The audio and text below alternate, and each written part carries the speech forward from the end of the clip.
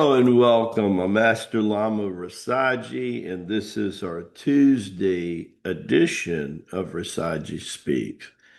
Don't forget, we have teachers training this afternoon, and also we have Master David's class tonight. And don't forget that very soon, a week from Saturday on the 18th, we're doing the doctor's seminar, and it's from 9 to 3:30. It's going to be filmed at live streaming at the Wellness Center and release the breath within. It's going to be focused on one of the chapters out of Dr. Beth and Lama G's new book called The Operational Manual of the Human Body. I know there's a few spots they tell me left. I can't say how much because there's two networks using the Zoom account. So go get you. Don't snooze. You don't want to lose. You want to get there and get your seat taken care of. Today's title is Religious State of Experience. What does that mean? And why is that important? All right, well, let's just see here what we can find out about religious state of experience, right? A religious state of experience is a personal and subjective encounter with the divine or a transcendent reality interpreted within religious framework. It involves a deep personal feeling connection greater than oneself, such as God, and a sacred presence. The structure way in which a believer enters into a relationship with or gains an awareness of the sacred within and the context of a particular religious tradition. A religious experience when someone feels they have had a direct personal experience of God. It is argued if someone feels they have experienced God, this will be the most convincing proof of God's existence to the average person. The existence.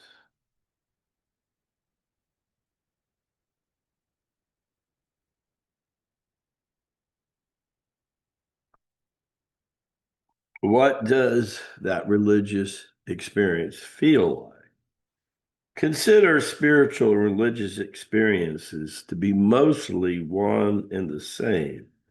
The experiences transcend ordinary consciousness and evolve feelings of unity, of allness, peace, connection to something that is greater than oneself, for sure.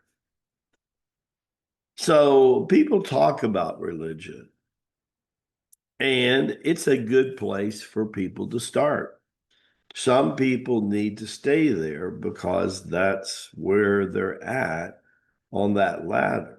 Some people realize religion is a stepping stone.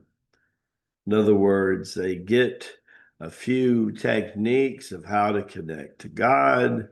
They read scripture from a different religion, relating to other scriptures from other religions, and they start to form a pattern of worship and a transcendent ability. When it really comes down to the rubber meets the road, most of the time, outside of the moral and ethical guidance, religion falls short. Religious state of experience never falls short. In the circle of Chi, we are not a religion. We're an awareness. Some say that we are a psychology, a philosophy, a way of life, if you will. But what we do focus on are the siddhanas, the spiritual practices with our minds, prayer, meditation, breathing energy, moving energy, understanding nutrition has three major levels of existence. In that, we're setting ourselves up for a continual religious state of experience. And once you have the experience of Almighty God moving through you, brothers and sisters, you cannot sweep that back under the unconscious rug, nor can you no longer sweep it under the rug of disbelief. Even if you were a real doubting Thomas along the way. It's amazing to watch those people change. That's right. People who think they're agnostic to the borderline of being atheists, proud to be there because they think nothing's beyond academia and definitely nothing exists in the reality beyond the mind, only to realize if they were to humble themselves, they would set up an epiphany chance to change. And in that epiphany, what would happen to them? Well, what happens to people when they experience a religious state of experience? You have been with the divine in that moment, and you will never, ever be the same again.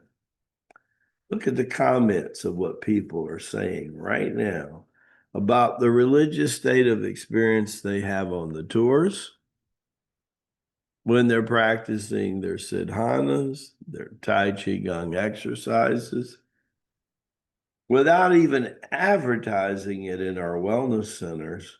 We see people having a religious state of experience on a daily basis, brothers and sisters. You probably want that. And that means you are inseparable of the divine, him and herself. That's a real, special, magical moment when that happens. Whether it lasts a few minutes, sometimes it feels like eternity. May God be with you and your family. And thank you for welcoming in Yom Kippur to our Jewish brothers and sisters at the 1st of October. We're very happy to support our Jewish brothers and sisters. God be with you also. Also to the people that have lost much in the Philippines. Lord, we know that your blanket of healing and protection is around the Philippines, especially the island of Cebu. And for the island of Cebu, we can give that island to you, Lord, for the protection of Lord Hanuman, for the blessings in the heart of Jesus, for the Madonna who plays her rosary constantly over that beautiful country, to our beautiful brothers and sisters to restore their life, to restore humanity in the Philippines, and bring that vibration back into noonday sun. To our brothers and sisters who have lost loved ones in the Philippines recently, and they're praying the Bardo to free them into the heavenly experience. We are grateful to go hand in hand with our brothers and sisters in the Philippines, and nor will anyone be forgotten. You will always be loved by COC, our sister country. God be with us all and love us all as he has always shown, because God is always faithful. Barak Bashad, brothers and sisters. See you tomorrow on Hump Day for Risaji Speaks. God bless.